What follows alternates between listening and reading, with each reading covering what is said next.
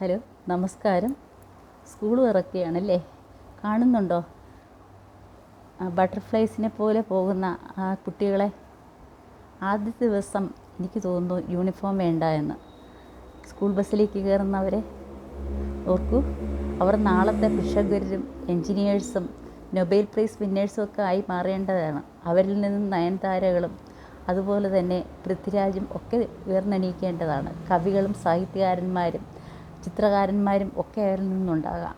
ഓർക്കുക, അമ്മമാരെ വേണ്ട പ്രിക്കോഷൻസൊക്കെ പറഞ്ഞു കൊടുത്തിട്ടുണ്ടല്ലോ, എങ്ങനെയൊക്കെയാണ് സൂക്ഷിക്കേണ്ടതെന്ന്. ഒരു പബ്ലിക് പ്ലേസിലേക്ക് പോകുന്നതാണ് അവർ.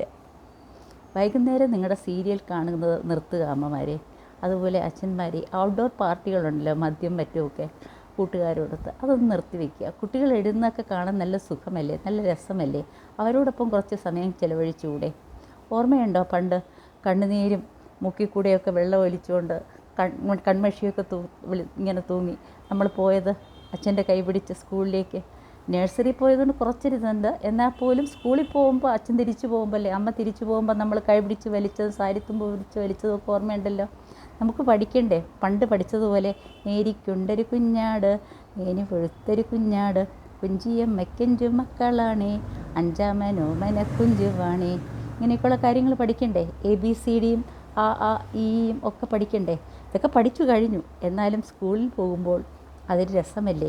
പുതിയ ലോകത്തേക്ക് പോകുന്ന ആ കുട്ടികളെ അനുഗ്രഹിച്ചു വിടട്ടെ. ദൈവവും അവരുടെ കൂടെ എപ്പോഴും ഉണ്ടാകട്ടെ.